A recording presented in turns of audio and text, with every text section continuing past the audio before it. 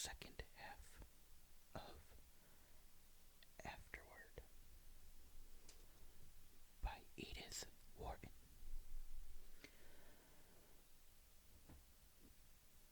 Part 3.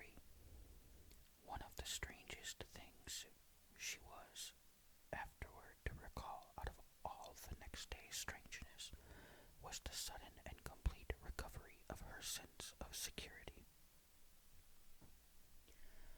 It was in the air when she woke in her low-ceiled, dusky room.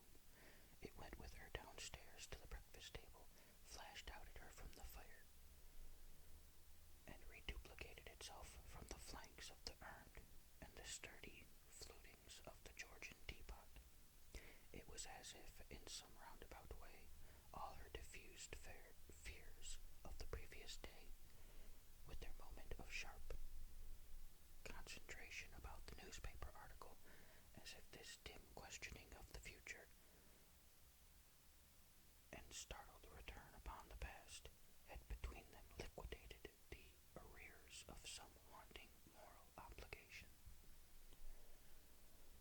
If she had indeed been careless of her husband's affairs, it was, her new state seemed to prove, because her faith in him instinctively justified such carelessness, and his right to her faith had now affirmed itself in the very face of menace and suspicion. She had never seen him more untroubled, more naturally and unconsciously himself, than after the cross-examination to which she had subjected him. It was almost as if he had been aware of her doubts, and had wanted the air cleared as much as she did. It was as clear, thank heaven, as the bright outer light that surprised her almost with a touch of summer when she issued from the house for her daily round of the gardens. She had left Boyne at his desk, indulging herself as she passed the library door by a last peep at his quiet face, where he bent, pipe in mouth, above his papers, and now she had her own morning's task to perform. The task involved, on such charmed winter days, almost as much happy loitering about the different quarters of her demesne as if spring were already at work there. There were such endless possibilities still before her, such opportunities to bring out the latent graces of the old place without a single irreverent touch of alteration, that the winter was all too short to plan what spring and autumn executed. And her recovered sense of safety gave, on this particular morning, a peculiar zest to her progress through the sweet, still place. She went first to the kitchen garden, where the espaliered pear trees drew complicated patterns on the walls, and pigeons were fluttering and preening about the silvery slated roof of their cot. There was something wrong about the piping of the hothouse, and she was expecting an authority from Dorchester, who was to drive out between trains and make a diagnosis of the boiler. But when she dipped into the damp heat of the greenhouses, among the spiced scents and waxy pinks and reds of old-fashioned exotics, even the flora of Ling was in the note, she learned that the great man had not arrived, and, the day being too rare to waste in an artificial atmosphere, she came out again and passed along the springy turf of the bowling green to the gardens behind the house. At their farther end rose a grass terrace, looking across the fish pond and yew hedges to the long house front with its twisted chimney stacks and blue roof angles all drenched in the pale cold moisture of the air. Seen thus, across the level tracery of the gardens, it sent her from open windows and hospitably smoking chimneys the look of some warm human presence, of a mind slowly ripened on a sunny wall of experience. She had never before had such a sense of her intimacy with it, such a conviction that its secrets were all beneficent, kept, as they said to children, for one's good, such a trust in its power to gather up her life and Ned's into the harmonious pattern of the long, long story it sat there the sun.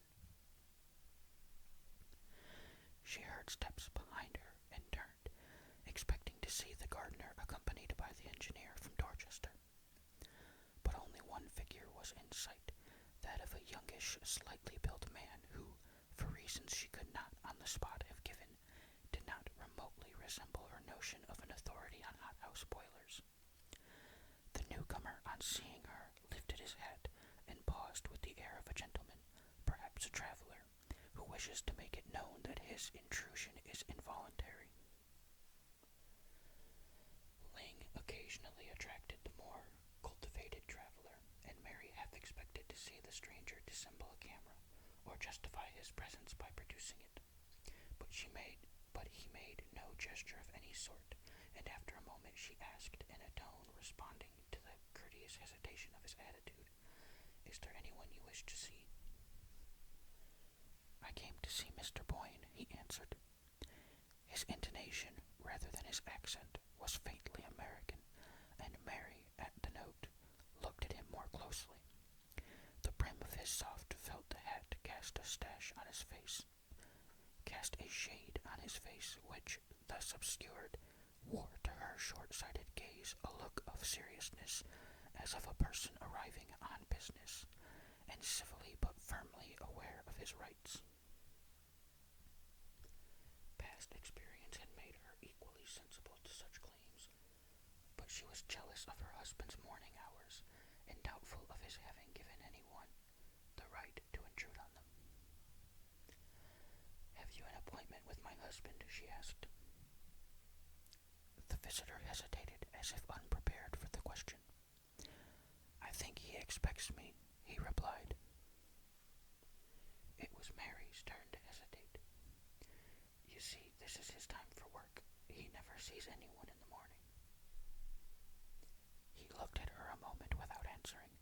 Then, as if accepting her decision, he began to move away. As he turned, Mary saw him pause and glance up at the peaceful house front. Something in his air suggested weariness and disappointment, the dejection of the traveler who has come from far off and whose hours are limited by the timetable. It occurred to her that if this were the case, her refusal might have made his errand vain, and a sense of compunction caused her to hasten after him. "May I ask if you have come a long way?" He gave her the same grave look. "Yes, I have come a long way." "Then, if you'll go to the house, no doubt my husband will see you now. You'll find him in the library." She did not know why she had added the last phrase, except from a vague impulse to atone for her previous inhospitality. The visitor seemed about to express his thanks, but her attention was distracted by the approach of the gardener, with a companion who bore all the marks of being the expert from Dorchester. "This way," she said, waving the stranger to the house, and an instant later she had forgotten him in the absorption of her meeting with the boiler-maker. The encounter led to such far-reaching results that the engineer ended by finding it expedient to ignore his train, and Mary was beguiled into spending the remainder of the morning in absorbed confabulation among the flower-pots. When the colloquy ended, she was surprised to find that it was nearly luncheon time, and she half expected, as she hurried back to the house, to see her husband coming out to meet her.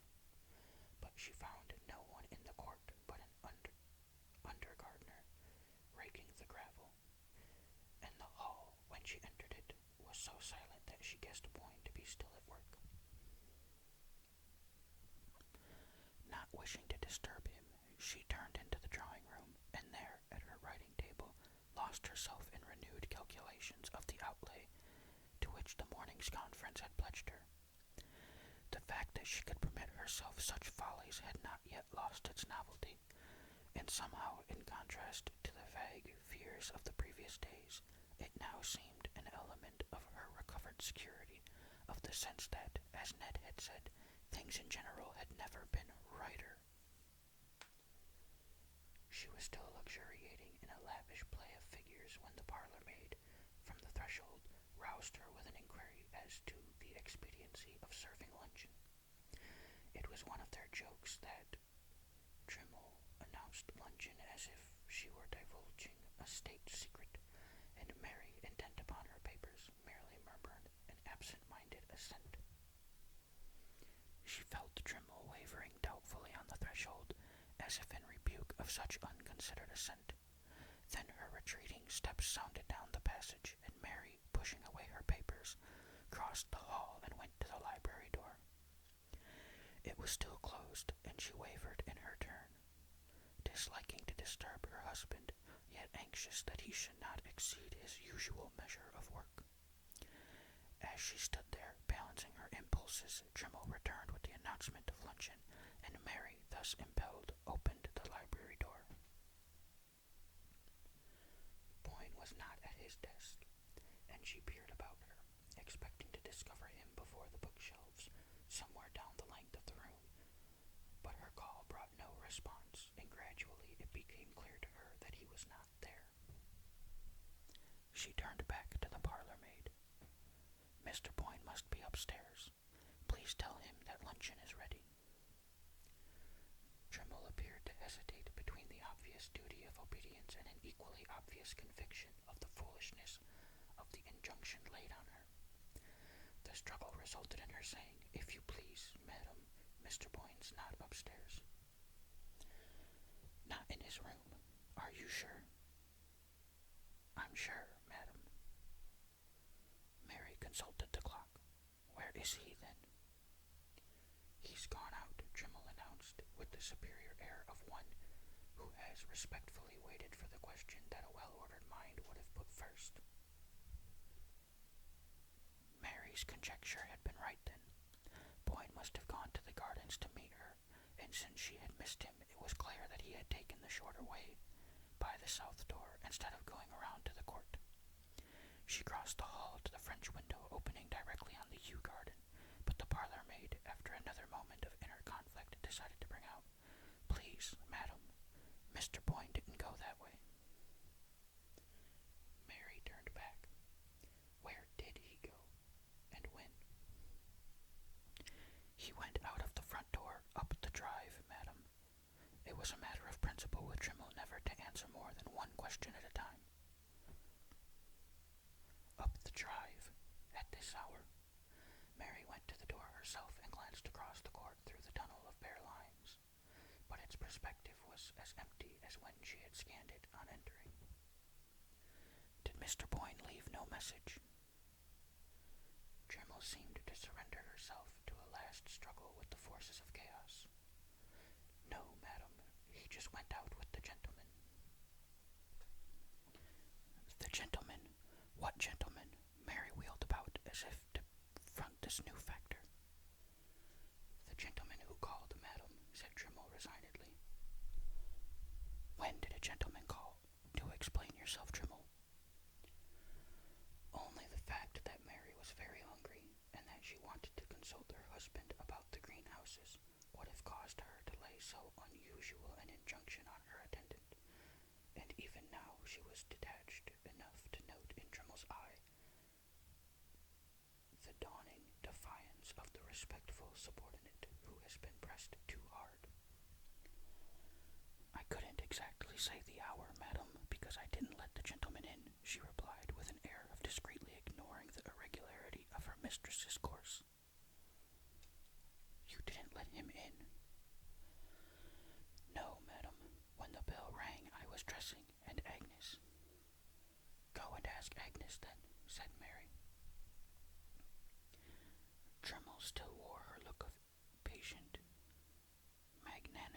magnanimity.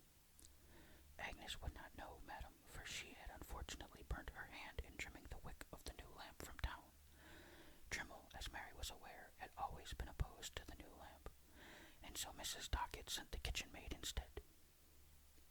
Mary looked again at the clock. "It's after 2. Go and ask the kitchen maid if Mr. Boyne left any word." She went into luncheon without waiting, and Trimmel presently brought her there the kitchen maid's statement that the gentleman had called about 11 o'clock, and that Mr. Boyne had gone out with him without leaving any message. The kitchen maid did not even know the caller's name, for he had written it on a slip of paper which he had folded and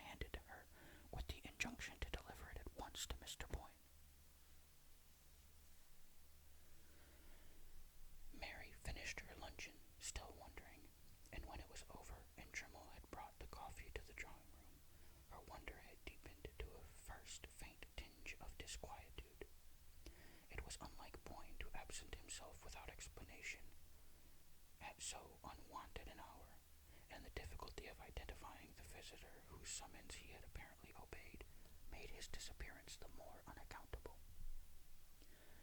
Mary Boyne's experience as the wife of a busy engineer, subject to sudden calls and compelled to keep irregular hours, had trained her to the philosophic acceptance of surprises, but since Boyne's withdrawal from business he had adopted a Benedictine regularity of life, as if to make up for the dispersed and agitated years, with their stand-up lunches and dinners rattled down to the joltings of the dining cars.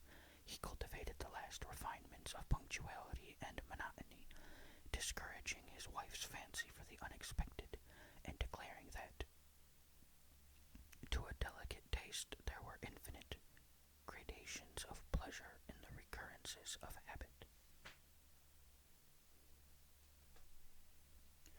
Still, since no life can completely defend itself from the unforeseen, it was evident that all Boyne's precautions would sooner or later prove unavailable, and Mary concluded that he had cut short a tiresome visit by walking with his caller to the station, or at least accompanying him for part of the way. This conclusion relieved her from farther preoccupation, and she went out herself to take up her conference with the gardener. Thence she walked to the village post office, a mile or so away, and when she turned toward home, the early twilight was setting in. She had taken a footpath across the downs, and as Boyne, meanwhile, had probably returned from the station by the high road, there was little likelihood of their meeting. She felt sure, however, of his having reached the house before her, so sure that, when she entered it herself, without even pausing to inquire of Trimmel, she made directly for the library. But the library was still empty, and with an unwonted exactness of visual memory she observed that the papers on her husband's desk lay precisely as they had lain when she had gone in to call him to luncheon.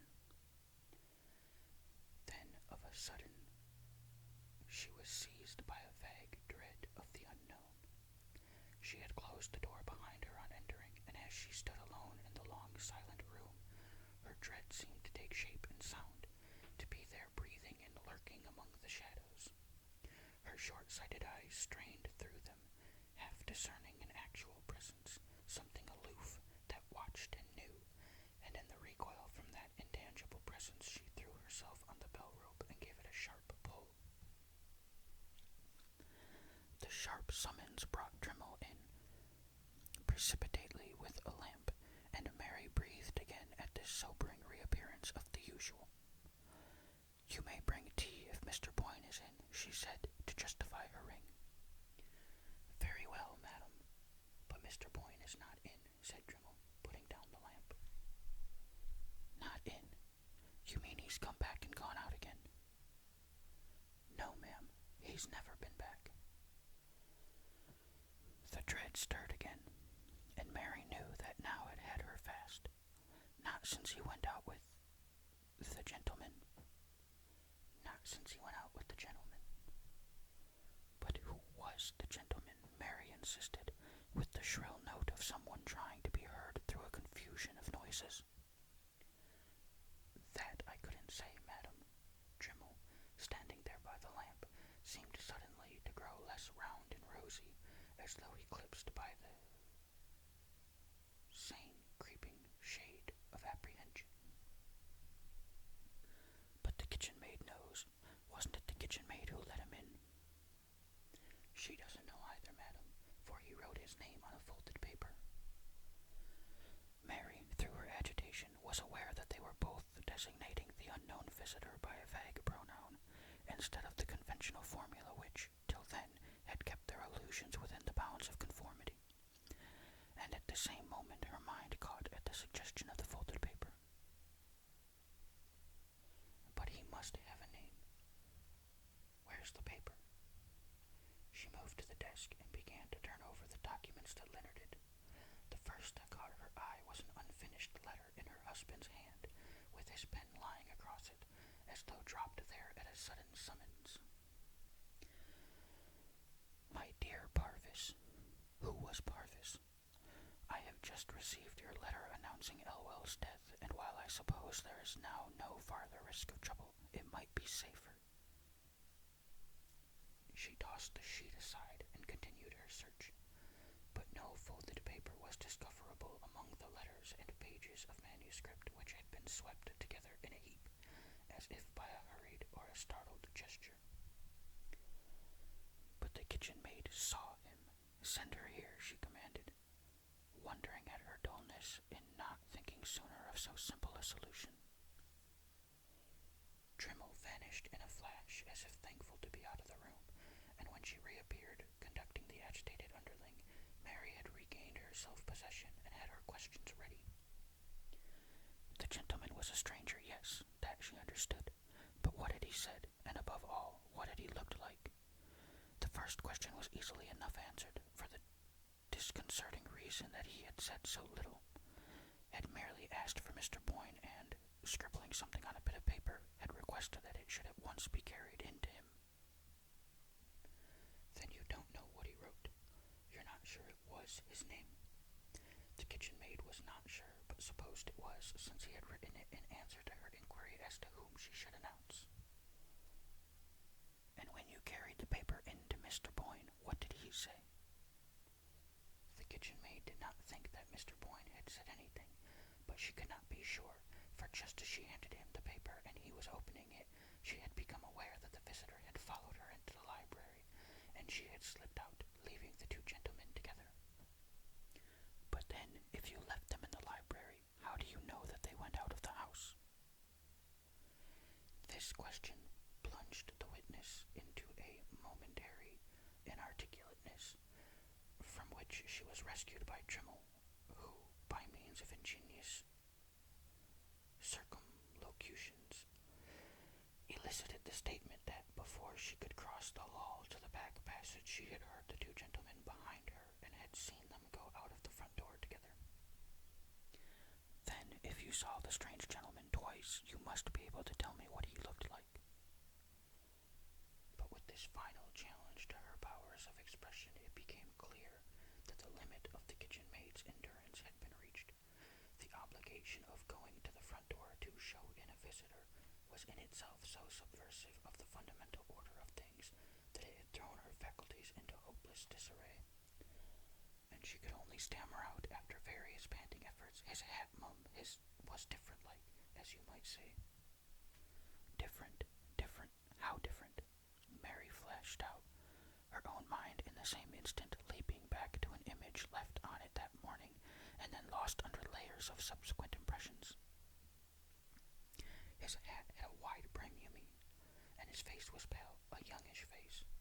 Mary pressed her, with a white-lipped intensity of interrogation. But if the kitchen maid found any adequate answer to this challenge, it was swept away, for her listener, down the rushing current of her own convictions. The stranger in the garden. Why had Mary not thought of him before? She needed no one now to tell her that it was he who had called for her husband and gone away with him. But who was he, and why had Boyne obeyed him? Part 4. It leaped out at her suddenly, like a grin out of the dark, that they had often called England so little, such a confoundedly hard place to get lost in. A confoundedly hard place to get lost in. That had been her husband's phrase, and now, with the whole machinery of official investigation sweeping its flashlights from shore to shore and across the dividing straits, now with Boyne's name blazing from the walls of every town and village, his portrait, how that wrung her, hawked up and down the country like the image of a hunted criminal. Now the little compact populous island, so policed, surveyed, and administered, revealed itself as a sphinx-like guardian of abysmal mysteries, staring back into his wife's anguished eyes as if with the wicked joy of knowing something they would never know. In the fortnight since Boyne's disappearance, there had been no word of him, no trace of his movements, even the usual misleading reports that raise expectancy in tortured bosoms had been few and fleeting. No one but the kitchen maid had seen Boyne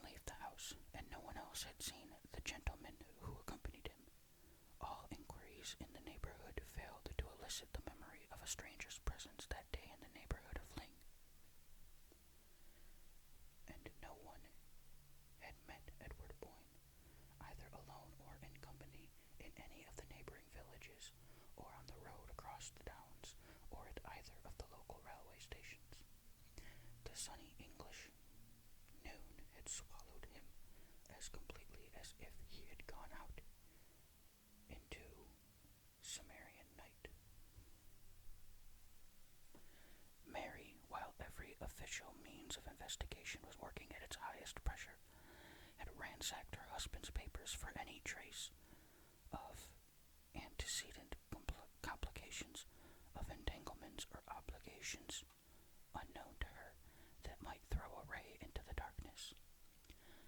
But if any such had existed in the background of Boyne's life, they had vanished like the slip of paper on which the visitor had written his name. There remained no possible thread of guidance except, if it were indeed an exception, the letter which Boyne had apparently been in the act of writing when he received his mysterious summons. That letter, read and reread by his wife, and submitted by her to the police, yielded little enough to feed conjecture. I have just heard of Elwell's death, and while I suppose there is now no farther risk of trouble, it might be safer. That was all. The risk of trouble was easily explained by the newspaper clipping which had apprised Mary of the suit brought against her husband by one of his associates in the Blue Star enterprise. The only new information conveyed by the letter was the fact of its showing Boyne, when he wrote it, to be still apprehensive of the results of the suit, though he had told his wife that it had been withdrawn, not though the letter itself proved that the plaintiff was dead. It took several days of cabling to fix the identity of the Parvis to whom the fragment was addressed, but even after these inquiries had shown him to be a Waukesha lawyer, no new facts concerning the Elwell suit were elicited. He appeared to have had no direct concern in it, but to have been conversant with the facts merely as an acquaintance and possible intermediary, and he declared himself unable to guess with what object Boyne intended to seek his assistance. This negative information, sole fruit of the first fortnight's search, was not increased by a jot during the slow weeks that followed. Mary knew that the investigations were still being carried on, but she had a vague sense of their gradually slackening, as the actual march of time seemed to slacken. It was as though the days, flying horror-struck from the shrouded image of the one inscrutable day, gained assurance as the distance lengthened, till at last they fell back into their normal gait. And so with the human imaginations at work on the dark event. No doubt it occupied them still, but week by week and hour by hour it grew less absorbing, took up less space, was slowly but inevitably crowded out of the foreground of consciousness by the new problems perpetually bubbling up from the cloudy cauldron of human experience. Even Mary Boyne's consciousness gradually felt the same lowering of velocity. It still swayed with the incessant oscillations of conjecture, but they were slower, more rhythmical in their beat. There were even moments of weariness when, like the victim of some poison which leaves the brain clear, but holds the body motionless, she saw herself domesticated with the horror, accepting its perpetual presence as one of the fixed conditions of life. These moments lengthened into hours and days, till she passed into a phase of stolid acquiescence. She watched the routine of daily life with the incurious eye of a savage on whom the meaningless processes of civilization make but the faintest impression. She had come to regard herself as part of the routine, a spoke of the wheel, revolving with its motion. She felt almost like the furniture of the room in which she sat, an insensate object to be dusted and pushed about with the chairs and tables. And this deepening apathy held her fast at Ling, in spite of the entreaties of friends and the usual medical recommendation of change. Her friends supposed that her refusal to move was inspired by the belief that her husband would one day return to the spot from which he had vanished, and a beautiful legend grew up about this imaginary state of waiting. But in reality she had no such belief. The depths of anguish enclosing her were no longer lighted by flashes of hope. She was sure that Boyne back that he had gone out of her sight as completely as if death itself had waited that day on the threshold. She had even renounced one by one the various theories as to his disappearance, which had been advanced by the press, the police, and her own agonized imagination. In sheer lassitude, her mind turned from these alternatives of horror and sank back into the blank fact that he was gone. No, she would never know what had become of him. No one would ever know. But the house knew. The library in which she spent her long, lonely evenings knew. For it was here that the last scene had been enacted, here that the stranger had come and spoken the word which had caused Boyne to rise and follow him. The floor she trod had felt his tread, the books on the shelves had seen his face, and there were moments when the intense consciousness of the old dusky walls seemed about to break out into some audible revelation of their secret. But the revelation never came, and she knew it would never come. Ling was not one of the garrulous old houses that betray the secrets entrusted to them.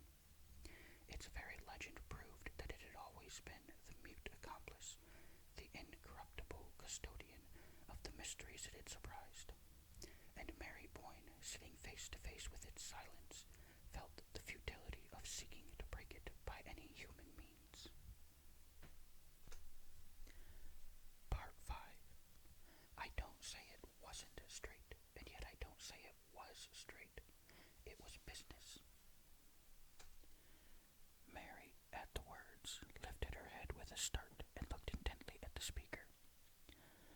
When, half an hour before, a card with Mr. Parvis on it had been brought up to her, she had been immediately aware that the name had been a part of her consciousness ever since she had read it at the head of Boyne's unfinished letter. In the library she had found awaiting her a small, sallow man with a bald head and gold eyeglasses, and it sent a tremor through her to know that this was the person to whom her husband's last known thought had been directed. Parvis, civilly but without vain preamble, in the manner of a man who has his watch in his hand, had set forth the object of his visit. He had run over to England on business, and finding himself in the neighborhood of Dorchester, had not wished to leave it without paying his respects to Mrs. Boyne, and without asking her, if the occasion offered, what she meant to do about Bob Elwell's family. The words touched the spring of some obscure dread in Mary's bosom. Did her visitor, after all, know what Boyne had meant by his unfinished phrase? She asked for an elucidation of his question, and noticed at once that he seemed surprised at her continued ignorance of the subject. Was it possible that she really knew as little as she said? "I know nothing. You must tell me," she faltered out, and her visitor thereupon proceeded to unfold his story. It threw, even to her confused perceptions and imperfectly initiated vision, a lurid glare on the whole hazy episode of the Blue Star Mine. Her husband had made his money in that brilliant speculation at the cost of getting ahead of someone less alert to seize the chance, and the victim of his ingenuity was young Robert Elwell, who had put him on to the Blue Star scheme. Parvis, at Mary's first cry, had thrown her a sobering glance through his impartial glasses. Bob Elwell wasn't smart enough, that's all. If he had been, he might have turned round and served Boyne the same way. It's the kind of thing that happens every day in business. I guess it's what the scientists call the survival of the fittest. See, said Mr. Parvis, evidently pleased with the aptness of his analogy. Mary felt a physical shrinking from the next question she tried to frame. It was as though the words on her lips had a taste that nauseated her. But then, you accuse my husband of doing something dishonorable. Mr. Parvis surveyed the question dispassionately. "Oh, no, I don't. I don't even say it wasn't straight." He glanced up and down the long lines of books as if one of them might have supplied him with the definition he sought. "I don't say it wasn't straight, and yet I don't say it was straight. It was business. After all, no definition in his category could be more comprehensive than that. Mary sat staring at him with a look of terror. He seemed to her like the indifferent emissary of some evil power. But Mr. Elwell's lawyers apparently did not take your view, since I suppose the suit was withdrawn by their advice. Oh yes, they knew he hadn't a leg to stand on technically. It was when they advised him to withdraw the suit that he got desperate. You see, he'd borrowed most of the money he lost in the Blue Star, and he was up a tree.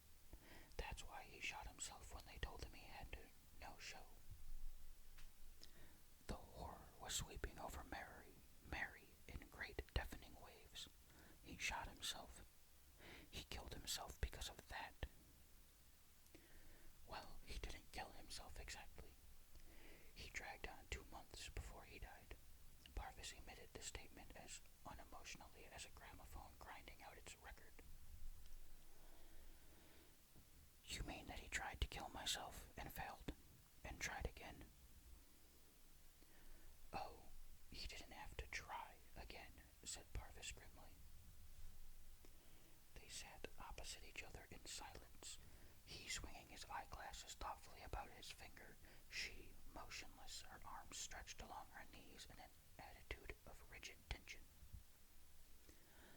But if you knew all this, she began at length, hardly able to force her voice above a whisper, how is it that when I wrote you at the time of my husband's disappearance, you said you didn't understand his letter? Parvis received this without perceptible embarrassment. Why, I didn't understand it, strictly speaking, and it wasn't the time to talk about it if I had. The Elwell business was settled when the suit was withdrawn. Nothing I could have told you would have helped you to find your husband. Mary continued to scrutinize him. Then why are you telling me now? Still, Parvis did not hesitate. Well, to begin with, I supposed you knew more than you appear to. I mean about the circumstances of Elwell's death. And then people are talking of it now. The whole matter's been raked up again, and I thought if you didn't know, you ought to. She remained silent, and he continued. You see, it's only come out lately what a bad state Elwell's affairs were in. His wife's a proud woman, and she fought on as long as she could, going out to work and taking sewing at home when she got too sick. Something with the heart, I believe. But she had his mother to look after and the children, and she broke down under it and finally had to ask for help. That called attention to the case, and the papers took it up, and a subscription was started. Everybody out there liked Bob Elwell, and most of the prominent names in the place are down on the list, and people began to wonder why. Parvis broke off to fumble in an inner pocket. Here, he continued, here's an account of the whole thing from the Sentinel. A little sensational, of course, but I guess you'd better look it over. He held out a newspaper to Mary, who unfolded it slowly, remembering as she did so the evening when, in that same room, the perusal of a clipping from the Sentinel had first shaken the depths of her security. As she opened the paper, her eyes shrinking from the glaring headlines, Widow of Boyne's victim forced to appeal for aid, ran down the column of text of 2 portraits inserted in it. The first was her husband's, taken from a photograph made the year they had come to England. It was the picture of him that she liked best, the one that stood on the writing table upstairs in her bedroom. As the eyes in the photograph met hers, she felt it would be impossible to read what was said of him, and closed her lids with the sharpness of the pain. I thought if you felt disposed to put your name down, she heard Parvis continue. She opened her eyes with an effort, and they fell on the other portrait. It was that of a youngish man, slightly built, with features somewhat blurred by the shadow of a projecting hat brim. Where had she seen that outline before? She stared at it confusedly, her heart hammering in her ears. Then she gave a cry. This is the man who came for my husband. She heard Parvis start to his feet and was dimly aware that she had slipped backward into the corner of the sofa, and that he was bending above her in alarm. She straightened herself and reached out for the paper which she had dropped. "It's the man. I should know him anywhere," she persisted in a voice that sounded to her own ears like a scream. Parvis's answer seemed to come to her from far off, down endless fog-muffled windings. "Mrs. Boyne, you're not very well. Shall I call somebody? Shall I get a glass of water?" "No, no, no." She threw herself toward him, her hand frantically clutching the newspaper. "I tell you, it's the man. I know him. He spoke to me in the garden." Parvis took the journal from her, directing his glasses to the portrait. "It can't be Mrs. Boyne. It's Robert Elwell." Robert Elwell. Her white stare seemed to travel into space. Then it was Robert Elwell who came for him. Came for Boyne. The day he went away from here. Parvis's voice dropped as hers rose. He bent over, laying a fraternal hand on her as if to coax her gently back into her seat. "Why, Elwell was dead, don't you remember?" Mary sat with her eyes fixed on the picture, unconscious of what he was saying. "Don't you remember Boyne's unfinished letter to me, the one you found on his desk that day? It was written just after he'd heard of Elwell's death." She noticed an odd shake in Parvis's unemotional voice. "Surely you remember," he urged her. Yes, she remembered. That was the profoundest horror of it. Elwell had died the day before her husband's disappearance, and this was Elwell's portrait, and it was the portrait of the man who had spoken to her in the garden. She lifted her head and looked slowly about the library. The library could have borne witness that it was also the portrait of the man who had come in that day to call Boyne from his unfinished letter. Through the misty surgings of her brain, she heard the faint boom of half-forgotten words spoken by Alida Stair on the lawn of the Pangbourne before Boyne and his wife had ever seen the house at Ling, or had imagined that they might one day live there. "This was the man who spoke to me," she repeated. She looked again at Parvis. He was trying to conceal his disturbance under what he probably imagined to be an expression of indulgent commiseration, but the edges of his lips were blue. "He thinks me mad, but I'm not mad," she reflected, and suddenly there flashed upon her a way of justifying her strange affirmation. She sat quiet, controlling the quiver of her lips, and waiting till she could trust her voice. Then she said, looking straight at Parvis, "Will you answer me one question, please? When was it that Robert Elwell tried to kill himself?" When? Parvis stammered. "Yes, the date. Please try to remember." She saw that he was growing still more afraid of her. "I have a reason," she insisted. Yes, only I can't remember. About 2 months before, I should say." "I want the date," she repeated. Parvis picked up the newspaper. "We might see here," he said, still humoring her. He ran his eyes down the page. "Here it is, last October, the—" She caught the words from him. "The 20th, wasn't it?" With a sharp look at her, he verified. "Yes, the 20th. Then you did know." "I know now." Her gaze confirmed travel past him. "Sunday, the 20th. That was the day he came first." Parvis's voice was almost inaudible. "Came here first?" "Yes." "You saw him twice, then?" "Yes, twice." She just breathed it at him. "He came first on the 20th of October. I remember the date because it was the day we went up Meldon Steep for the first time." She felt a faint gasp of inward laughter at the thought that, but for that, she might have forgotten. Parvis continued to scrutinize her as if trying to intercept her gaze. "We saw him from the roof," she went on. "He came down the lime avenue toward the house. He was dressed just as he is in that picture. My husband saw him first. He was frightened and ran down ahead of me, but there was no one there. He had vanished." "Elwell had vanished," Parvis faltered. "Yes. There too was whispers seemed to grope for each other. I couldn't think what had happened. I see now. He tried to come then, but he wasn't dead enough. He couldn't reach us. He had to wait for 2 months to die, and then he came back again, and Ned went with him. She nodded at Parvis with the look of triumph of a child who has worked out a difficult puzzle. But suddenly she lifted her hands with a desperate gesture, pressing them to her temples. "Oh my God, I sent him to Ned. I told him where to go. I sent him to this room," she screamed. She felt the walls of books rush toward her like inward falling ruins, and she heard Parvis a long way off through the ruins crying to her and struggling to get at her. But she was numb to his touch. She did not know what he was saying. Through the tumult she heard but one clear note, the voice of Alita Stair, speaking on the lawn at Pangborn. "You won't know till afterward," it said. "You won't know till long, long afterward."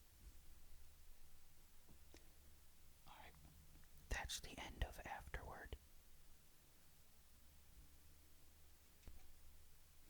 by Edith Wharton. I hope you enjoyed. Thank you for listening or watching.